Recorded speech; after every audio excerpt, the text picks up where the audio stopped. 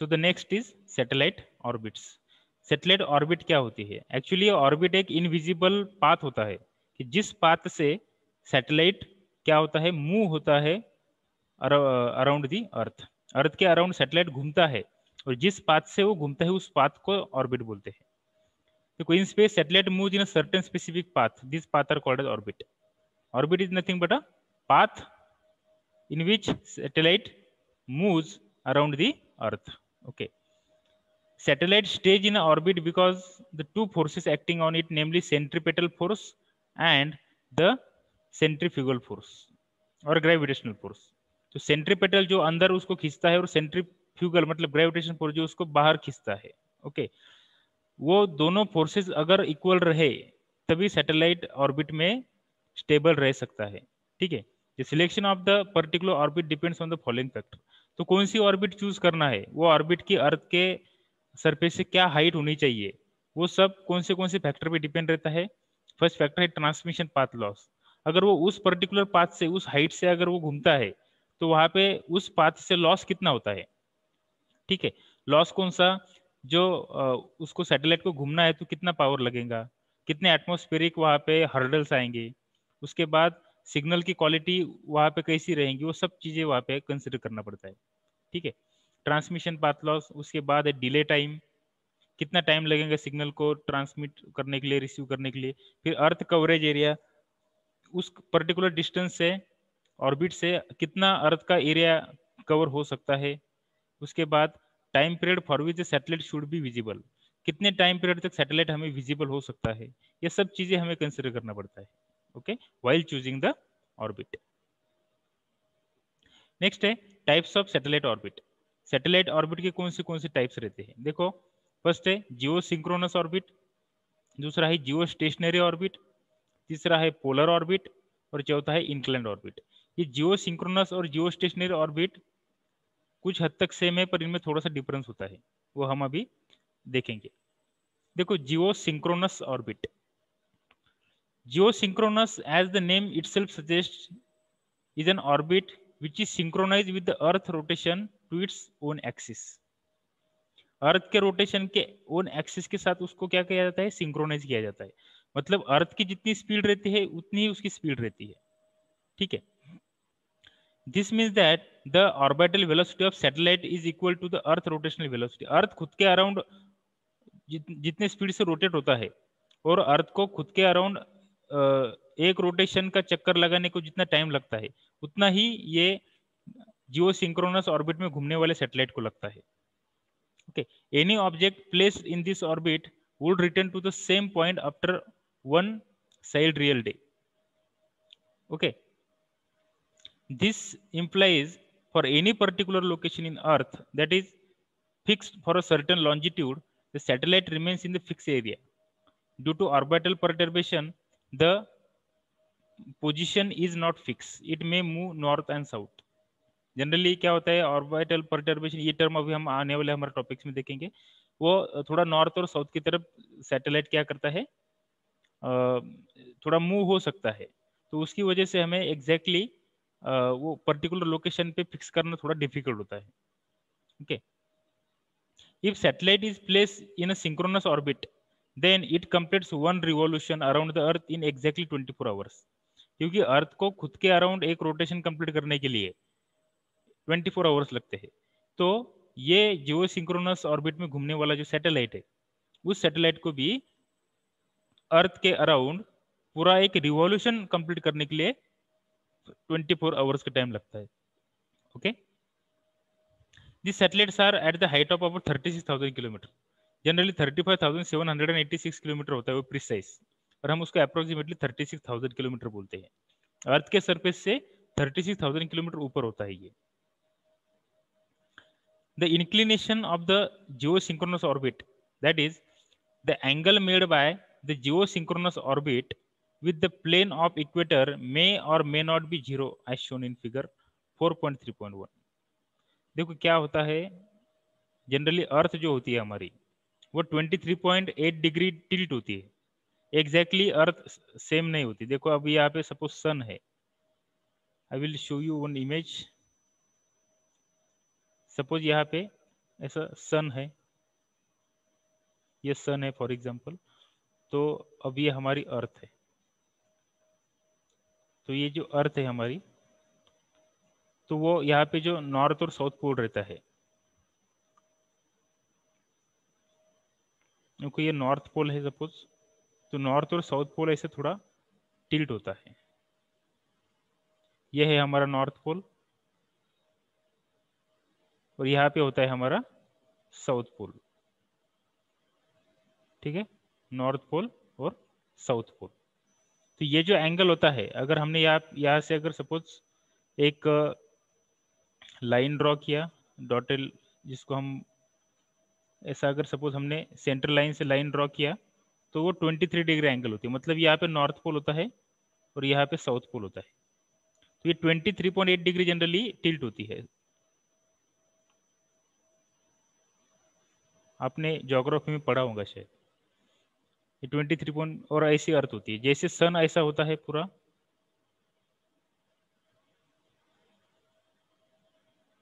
सन, ये सन का नॉर्थ और साउथ पोल होता है, तो अर्थ का ऐसा होता है 23.8 डिग्री वो टिल्ट होता है। इसी की वजह से नॉर्थ पोल पे 6 महीने दिन, तब साउथ पोल पे 6 महीने रात होती है, और जब साउथ पोल पे 6 महीने दिन होता है तब नॉर्थ पोल पे 6 महीने रात होती है। ओके, वो हम चीजें बाद में देखेंगे। इंक्लिनेशन ऑफ, तो जियो सिंक्रोनस ऑर्बिट भी क्या होती है, थोड़ी इंक्लाइंड होती है। फीचर्स क्या क्या है उसके?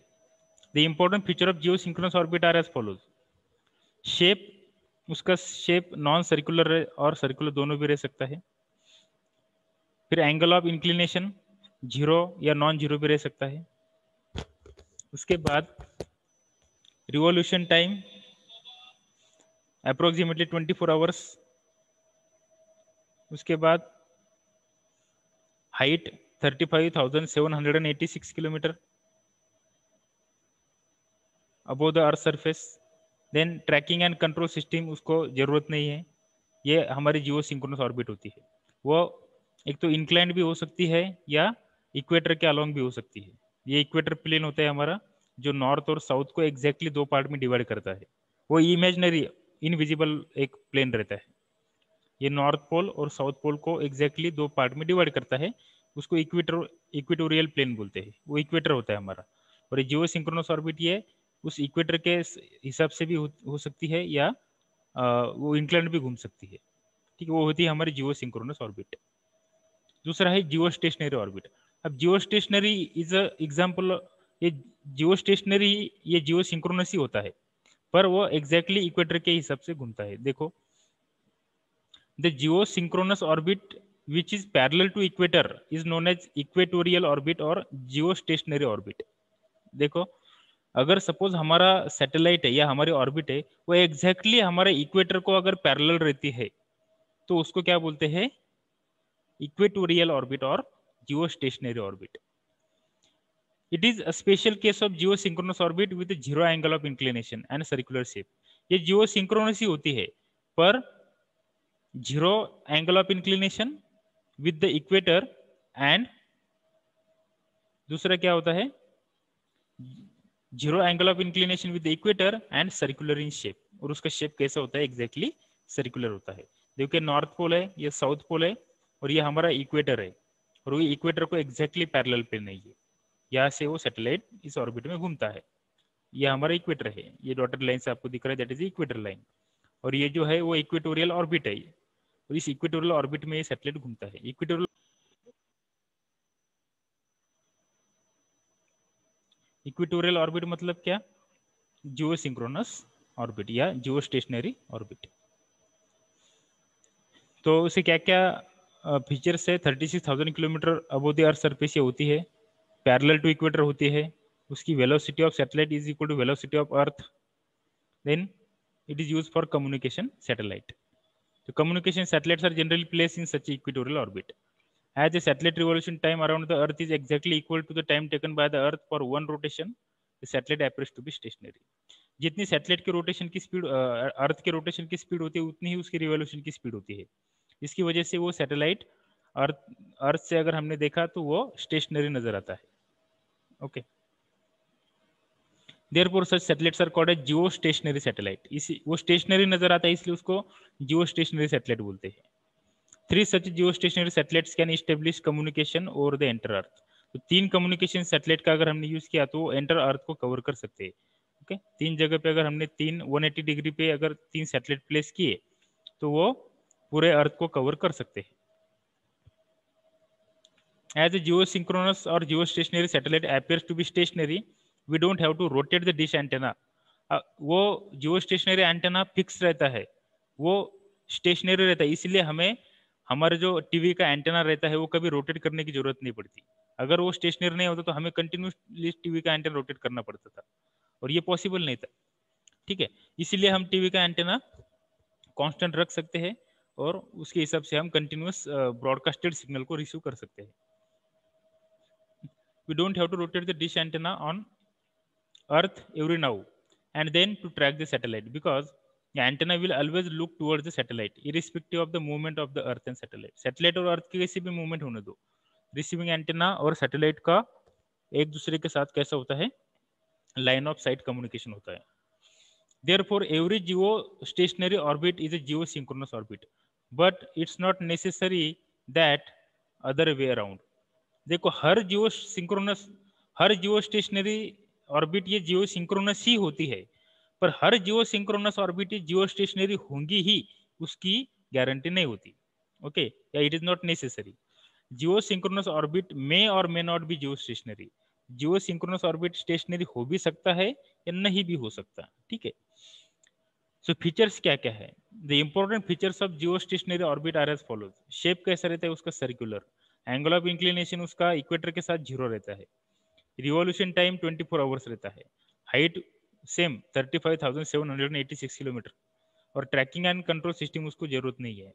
Disadvantages, as the orbit is 36 kilometre above the earth, powerful rockets are required to launch the satellite in the orbit. इतने ऊपर 36,000 किलोमीटर अर्थ के ऊपर अगर सैटेलाइट को हमें लॉन्च करना है या प्लेस करना है तो उसके लिए बड़े बड़े रॉकेट्स हमें लगते हैं और वो बहुत ही टेडियस और क्रिटिकल टेक्नोलॉजी होती है और कॉस्टली होती है। The satellite place in this orbits can not establish communication in a polar region of the अर्थ। तो अर्थ का जो पोलर रीजन रहता है, नॉर्थ पोल, साउथ पोल, तो northern hemisphere and southern hemisphere में हम कवरेज नहीं दे पाते due to the geostationary satellite. तो ये उसका डिसएडवांटेज है। Comparison of geostationary and geosynchronous orbit. Parameter, shape of the orbit. Geostationary orbit का शेप कैसा होता है? सर्कुलर। जियो सिंक्रोनस का सर्कुलर और not circular. Plane of the orbit, ये इक्वेटोरियल प्लेन पे होता है जियो स्टेशनरी, और ये incline to the equatorial plane, ये इक्वेटोरियल प्लेन को इंक्लाइंड होता है। एंगल ऑफ इंक्लिनेशन इसमें 0 होता है, इसमें 0 भी हो सकता है या नॉन 0 भी हो सकता है। Parameter, appearance from any point on the earth. Geostationary satellite में the satellite appears to be stationary, और जियो सिंक्रोनस में satellite in this plane appears to be oscillating, वो ऑसिलेट हो रहा है ऐसा अपीयर होता है। Period of one revolution exactly same as the earth rotation time. Revolution नहीं, रोटेशन टाइम के हिसाब से exactly same as that of the earth rotation time. ये रिवॉल्यूशन की जगह यहाँ पे रोटेशन है। Okay, number of orbits, there is only one geostationary orbit and there can be many geosynchronous orbit। geostationary orbit एक ही होती है और वो इक्वेटर को पैरेलल होती है, और जियोसिंक्रोनस ऑर्बिट कितने भी हो सकती है क्योंकि वो इंक्लाइंड होती है और उसकी कितने भी डिग्री से इंक्लिनेशन हम कर सकते हैं तो उसके कितने भी ऑर्बिट्स फॉर्म हो सकते हैं। Practically it is not possible to attain an exact geostationary orbit, therefore the term geosynchronous satellite is used instead of geostationary satellite. Exactly stationary satellite और स्टेशनरी ऑर्बिट फॉर्म करना ये पॉसिबल नहीं होता क्योंकि बहुत सारे एक्सटर्नल पैरामीटर्स रहते हैं, उसकी वजह से वो ऑर्बिट डिस्टर्ब होती है। इसलिए जियो स्टेशनरी की वजह से instead of geostationary Jio synchronous ये टर्म यूज करते हैं सैटेलाइट में। Okay, the next is a polar orbit. Next orbit is a polar orbit. अब पोलर ऑर्बिट मतलब क्या? वो जनरली 900 to 1000 किलोमीटर होती है अर्थ के ऊपर, अर्थ के सरफेस के 900 से 1000 किलोमीटर तक ऊपर होती है, और ये नॉर्थ और साउथ पोल से क्या होती है? पास होती है। It passes from north to south pole. आप देख रहे हैं यहाँ पे, ये सैटेलाइट है, ये और पोलर ऑर्बिट है, ये नॉर्थ और साउथ पोल से क्या होती है, घूमती है। अर्थ ऐसी घूमती है along the equator and across the north to south pole. और ये अर्थ ऐसी घूमती है, सपोज अभी अर्थ है, ये अर्थ, ये सपोज नॉर्थ है और साउथ है, और ये ईस्ट है और ये वेस्ट है, ठीक है। तो अर्थ कैसी घूमती है, earth always move from west to east, तो earth west to east move होती है ऐसी, और ये orbit north to south move होती है, ठीक है। तो इससे क्या होता है, हम नॉर्दर्न और सदर्न हेमिस्फीयर दोनों भी हम कवर कर सकते हैं। So it passes over the north and south pole, its height is about 900 to 1000 kilometre above the earth, it is use for navigation and remote sensing satellite, navigation और remote sensing satellite के लिए उसका use होता है, okay, उसको बोलते हैं polar orbit. तो there is only one geostationary orbit, but at least theoretically there can be infinite number of polar orbit. तो पोलर ऑर्बिट कितने भी हो सकते हैं, आप कितने भी क्या कर सकते हैं, कितने भी पाथ से नॉर्थ और साउथ पोल में से कितने भी सैटेलाइट आप ट्रांसमिट कर सकते हैं, या कितने भी सैटेलाइट लॉन्च कर सकते हैं। जैसे कि अभी ये है, यहाँ से भी ऐसा हो सकता है, देयर में भी multiple path, okay, infinite path हो सकते हैं पोलर ऑर्बिट के, पर जियो स्टेशनरी का सिर्फ एक ही पाथ होता है। Next is inclined orbit. अब ये ऑर्बिट क्या होता है, नॉर्थ और साउथ पोल से थोड़ा सा इंक्लाइंड होता है। देखो this is the inclined satellite,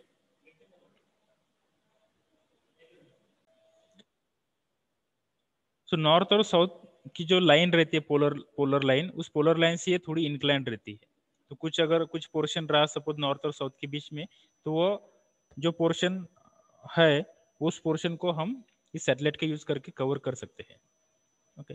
it provide the communication coverage of polar region, polar region का कम्युनिकेशन कवरेज हमें देता है। और ये डोमेस्टिक कम्युनिकेशन पर्पज के लिए भी कुछ यूरोपियन कंट्रीज में, या जो नॉर्दर्न और सदर्न हेमिस्फीयर में कुछ कंट्रीज होती है, उसको हम कवरेज प्रोवाइड करने के लिए सैटेलाइट यूज कर सकते हैं, ठीक है। The next is LEO orbit.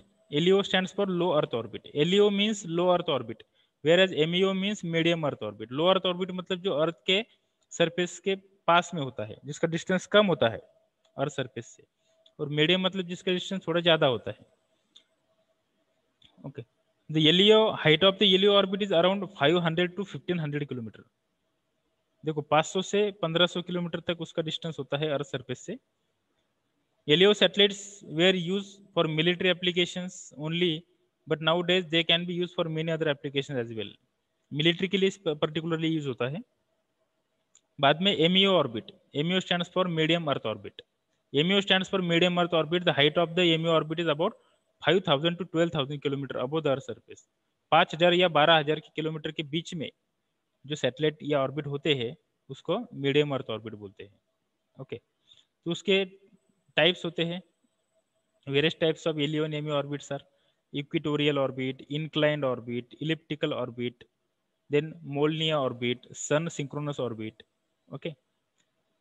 तो फर्स्ट हम देखेंगे, नेक्स्ट हम देखेंगे अभी HEO orbit. Highly elliptical orbit are non circular types of orbit. ये नॉन सर्कुलर होती है। This type of orbits are use by many countries for their domestic communication application, okay. Domestic communication application के लिए ये HEO orbit use होती है। उसके बाद वैन एलन रेडिएशन बेल्ट। अभी वैन एलन रेडिएशन बेल्ट क्या होता है वो देखेंगे हम। There are two Van Allen radiation belt, the lower one और inner belt is present at the height of 2000 to 6000 kilometre, and the outer belt is at height about 15,000 to 30,000 kilometre. ये belt होते हैं। This belt consists of ionized particle. Hence, satellite communication is extremely difficult in these belts. तो ये belt मतलब क्या, यहाँ पे एक आयोनाइज्ड पार्टिकल होते हैं बहुत सारे, जो एयर पार्टिकल्स रहते हैं वो, उनका आयोनाइजेशन उस पर्टिकुलर रीजन में बहुत ज्यादा होता है। 2000 किलोमीटर से 6000 किलोमीटर के बीच में, और 15,000 किलोमीटर से लेकर 30,000 किलोमीटर के बीच में जो बेल्ट रहते हैं, जो पट्टे रहते हैं, उसमें आयोनाइज्ड पार्टिकल ज्यादा होने के कारण सैटेलाइट कम्युनिकेशन बहुत डिफिकल्ट होता है। इसलिए उस दो बेल्ट में सैटेलाइट हम प्लेस नहीं करते। या उस दो बेल्ट में सैटेलाइट नहीं होता। वो दो बेल्ट को वैन एलन रेडिएशन बेल्ट ऐसे बोलते हैं। Okay, this is all about the orbits of satellites. Okay,